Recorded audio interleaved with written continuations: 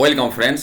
Right to education act 2009-এর অন্যতম যেটি উদ্দেশ্য ছিল সমস্ত শিশুকে এলিমেন্টারি এডুকেশনটুকু মিনিমাম দেওয়া, এবং সেই উদ্দেশ্যে স্কুল ছুট শিক্ষার্থী যারা ছিল বা বিদ্যালয়মুখী যারা হয়নি তাদেরকে স্কুলে ফিরিয়ে আনাটা অন্যতম দায়িত্বের মধ্যে দেওয়া হয়েছিল পার্শ্ব শিক্ষক শিক্ষিকাদের, এবং ওনারা সেই মর্মে চাইল্ড ট্র্যাকিং করছিলেন বা এখনও করেন।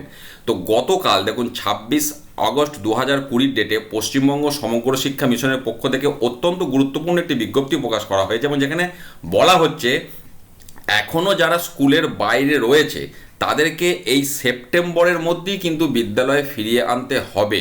এবং এটি দেখুন সমস্ত জেলার ডিস্ট্রিক্ট এডুকেশন অফিসার সমগ্র শিক্ষা মিশনের উদ্দেশ্যে এই বার্তা, পাশাপাশি শিলিগুড়ি মহকুমা পরিষদ অর্থাৎ সমস্ত জেলার উদ্দেশ্যেই কিন্তু এই বার্তা। কি বলা হচ্ছে সাবজেক্ট দেখুন, enrolment of out of school children, OOSC মানে হচ্ছে আউট অফ স্কুল চিলড্রেন, তাদেরকে এনরোল করতে হবে। কোথায় দেখুন, you are aware that there are few children who are not still under the ambit of formal education, অর্থাৎ যারা এখনও বিদ্যালয়ের যে স্বাভাবিক পঠন পাঠন তার মধ্যে অন্তর্ভুক্ত হয়নি, সেই পরিমণ্ডলে তারা এখনও আসেনি। Now the following suggestive actions can be taken up to enrol all such children in age appropriate classes in the nearby government aided schools, অর্থাৎ তাদেরকে বয়স অনুপাতে যে ক্লাসে ভর্তি করার কথা সেই ক্লাসে ভর্তি করতে হবে কাছাকাছি গভর্নমেন্ট স্কুল বা গভর্নমেন্ট এডেড স্কুলে। তার জন্য কি কি বক্তব্য রয়েছে দেখুন, guardians of those children must be informed by the tact para teachers to enrol their wards in the nearest school, অর্থাৎ অভিভাবকদেরকে জানাতে হবে যে তার সন্তানকে যেন বিদ্যালয়ে ভর্তি করা হয়, এবং তার সেই সন্তানের সাথে ট্যাগ আছে যে প্যারা টিচার। আমরা জানি একটি বিদ্যালয়ে যতগুলি পার্শ্ব শিক্ষক শিক্ষিকা আছেন তাদেরকে একটা দায়িত্ব ভাগ করে দেওয়া আছে, চাইল্ড ট্র্যাকিংয়ের জন্যে একটা এরিয়া ভাগ করে দেওয়া আছে। সেই শিশুটি যে এরিয়ার, সেই এরিয়ার সঙ্গে যে পার্শ্ব শিক্ষক শিক্ষিকা যুক্ত তাকে সেটা দায়িত্ব দেওয়া হচ্ছে। সেই অভিভাবককে বোঝাতে হবে বিষয়টা, যাতে তার সন্তানকে সেই বিদ্যালয়ে ভর্তি করা তিনি করেন।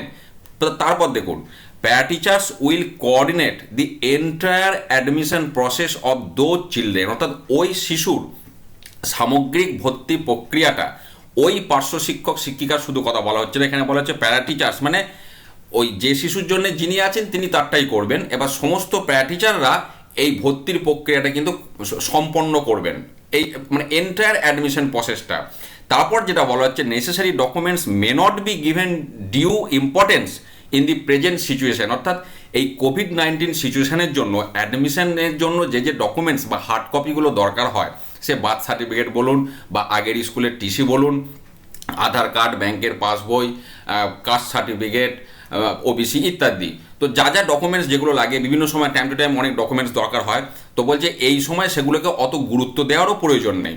পাশাপাশি বলা হচ্ছে এরপরে বক্তব্য অত্যন্ত গুরুত্বপূর্ণ, দি fourth coming day of distribution of mid day meal items may be preferred for admission of those children's, অর্থাৎ আসন্ন যে মিড ডে মিলের বিতরণের দিন আছে সেই দিনটাতেই ওই সমস্ত শিশুদের অ্যাডমিশনের জন্য দিন ধার্য করতে বলা হচ্ছে। তাহলে এবার 26/8-এর বিজ্ঞপ্তির আসন্ন দিন বলতে গেলে সেপ্টেম্বরের মিড ডে মিলের কথাটাই চলে আসে, অর্থাৎ প্রত্যেকটি বিদ্যালয়ে সেপ্টেম্বর মাসে যে দিনগুলোতে মিড ডে মিল বিতরণ করা হবে সেই দিনগুলোতেই পার্শ্ব শিক্ষক শিক্ষিকাদের সংশ্লিষ্ট যারা স্কুল ছুট ছাত্রছাত্রী রয়েছে তাদেরকে ওই দিনগুলোতেই নিয়ে এসে কিন্তু বিদ্যালয়ে ভর্তি করতে হবে।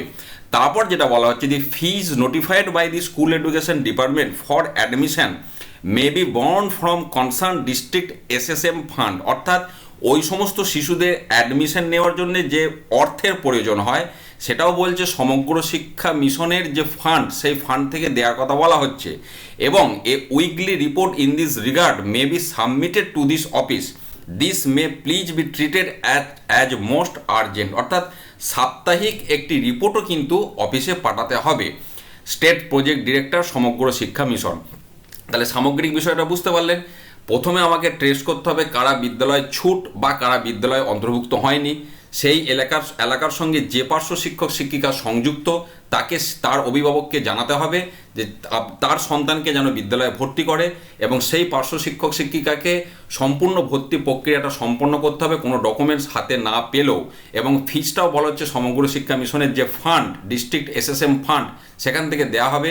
এবং এই কাজটা তিনি কতটা করলেন, কিভাবে করলেন, সেটা সাপ্তাহিক রিপোর্টও কিন্তু অফিসে সাবমিট করতে হবে। তো এই বিষয়টা কিন্তু অত্যন্ত গুরুত্বপূর্ণ একটি বিষয়, যেটা আমি বারবার বলতে চাইছি। অতএব এটিকে কিভাবে এবার করবেন, আপনাদেরকে বিষয়টা নিয়ে চিন্তাভাবনা করতে হবে। আমি বিজ্ঞপ্তি আপনাদের সাথে শেয়ার করলাম। সাবধানে থাকুন, ভালো থাকুন, ধন্যবাদ।